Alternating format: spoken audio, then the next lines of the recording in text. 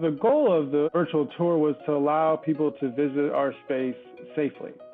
And we wanted to be fun and we wanted to be interactive. By allowing visitors to guide themselves through the space, we're able to spend very little time. And they can spend as much time or as little time as they'd like in that space. The service itself, super easy. I think I went online, scheduled an appointment within 10 minutes. They were there in 2 days. He was in and out in 2 hours. So the whole process, start to finish, less than 2.5, 3 hours of my time.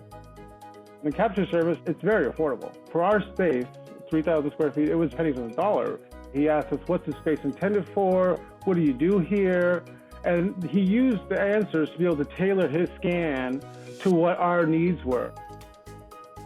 Within a few days, we had the space ready to go. By having a virtual space, we've actually been able to reach more people virtually than we could ever do if they were doing it in person.